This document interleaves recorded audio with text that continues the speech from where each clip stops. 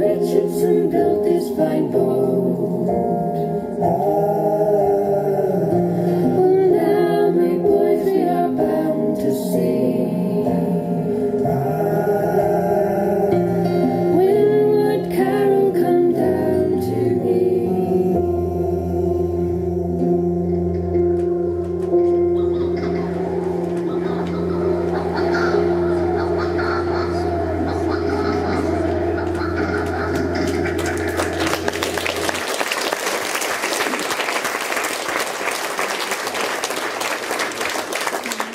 Okay, so who can tell me what was the place, the mountain swirling in mist? Oh, this is quite difficult. You're not allowed to play. You run this damn fair.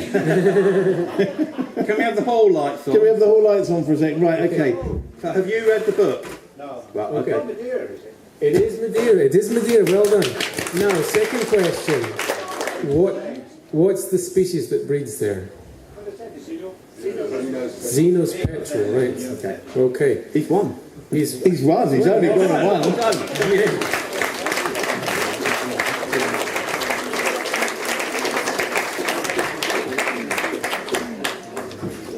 Oh, there's one more question. We were going to get you to name the shearwaters. Did you get them all?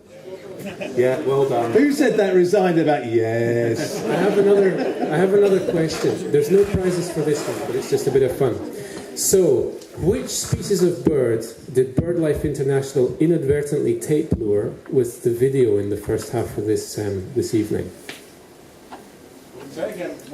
So, we inadvertently tape lured a species of bird during the first Do you half know what a of tape this. lure is? It means that we lured a bird. Nobody noticed. We played some sound and So, the BirdLife International video started and ended with Canada geese.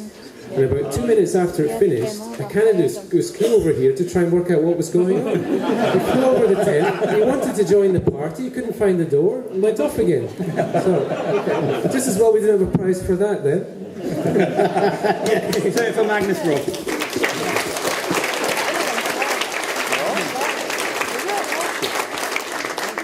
Okay, next I'm going to bring on a very old friend of mine who's going to sort of come on and have a quick chat and then weave some magic. This is the artist Marcus Coates. Please welcome to the stage. Woo! Have a comfy seat for a moment. Have a lie down. Yep, you need a mic. So yeah, it's good to see you, Marcus. Have you been enjoying Birdfair? Is this working? Yeah. It is working. I've had a great time. This is my first year. And what have you made of it? I've been a bit shocked, actually, and a bit overwhelmed by it. It's like a feeding frenzy for birds. It's amazing. Yeah. It's quite strange growing up and feeling, like you said, a little bit, quite isolated in terms of bird watching and interest in birds and nature generally. And now the realisation that so many other people are as equally fascinated and obsessed with it. It's brilliant. You don't feel so alone, is what you mean. There are others like you out there. No, I mean, it's an extraordinary place, and I'm always intrigued to see what people say about their first time. But you come again? Yeah, definitely. But I'd like to talk about just a little bit about what you do, because, you know, for you as an artist, I know that birds and animals are really important. I mean, why is that? Have you always been interested in creatures? And Yeah, I always have been. Only because I was lucky enough to have someone to point them out to me. And I think that's the big kind of missing gap that lots of people have, that I meet, that don't have that interest in nature and birds. There isn't that link. They're not told what that bird is or what that sound is, or you need someone to introduce you. And I had my brother, my elder brother, did that, and he kind of mythologized birds for me, and that became ingrained in me, and I basically spent the rest of my life trying to be like my brother, really, and have that knowledge and that contact with birds. And I think the essential thing for me is as an artist, I'm always trying to relate to the non-human world, to try and find out what the human world is. You know, it's a mirror. Birds and animals are a mirror to us. They tell us so much about us. So for me, how can I relate to birds in a way that culture isn't really helping me to do? I've got all the information, the facts from science, but that's not really doing the emotional stuff. I can see all the stuff on telly, but that's not really how I'm experiencing birds and animals. You know, I always see birds miles away, you know. So a lot of my work is about trying to find ways to connect to different species in a way that tells us about ourselves. So, yeah, this project really that I want to talk about, that I did a while ago actually, but I'm going to try and do a live demonstration of, which is quite tricky technically, so hopefully it'll What work. could possibly go wrong? Yeah, Kind of exactly. situation. Yeah.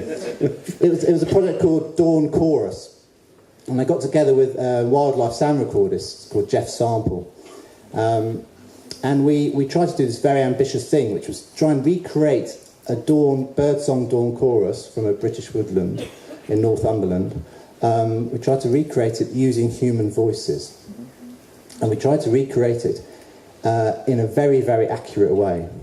And that sounds quite strange, asking people to sing exactly like birds, because we can't sing that high and we can't sing in such a complex way, and we only have one windpipe and birds have two. So birds can, you know, sing extraordinary songs and we can't. And my ambition was to help people to sing exactly like birds. So me and Jeff went out into this woodland and we spent about 3 months prepping it all. We put 14 microphones out in this woodland.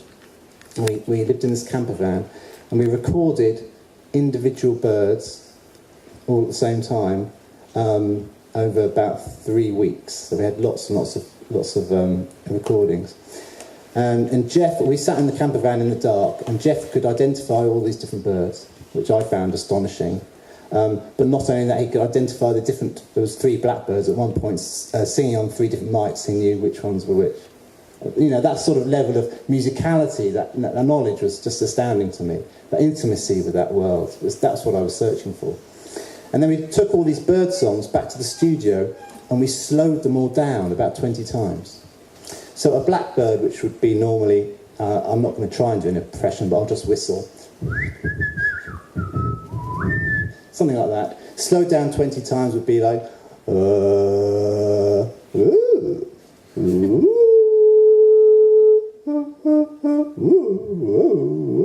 Something like that. And thank you. That's an approximation. And this sort of, the slowing down of the bird song was a magical thing in itself, because it revealed all these notes that we can't normally hear, and this sort of contemporary type music. It was astonishing. And then I found I could actually sing along to this music. So I then went down to Bristol and recruited lots of amateur singers from amateur choirs in Bristol.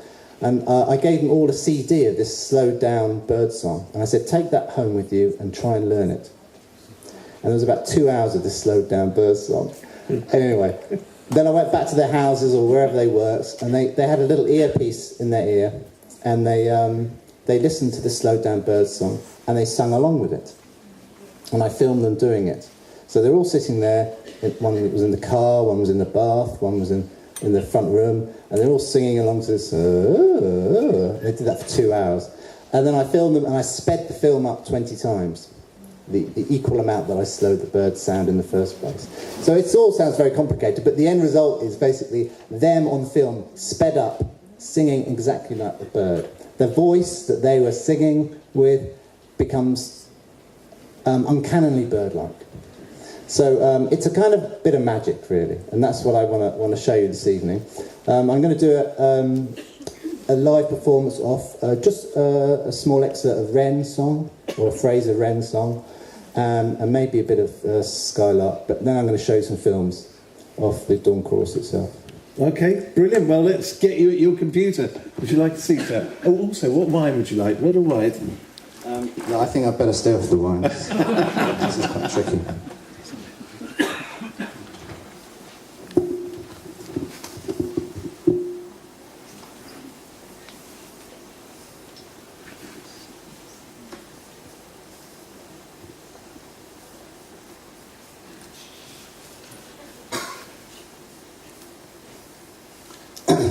Testing, okay.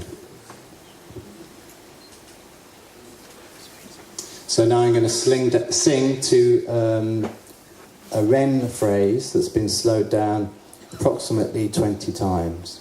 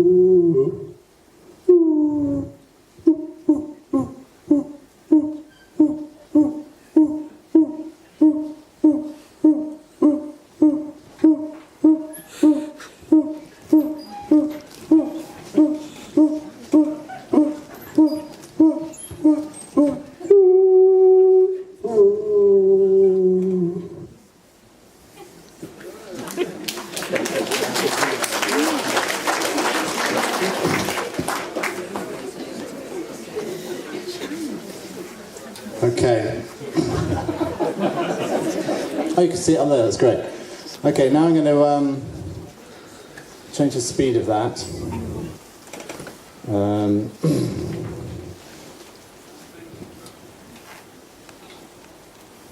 Okay, this now is my Wren song, hopefully. No way.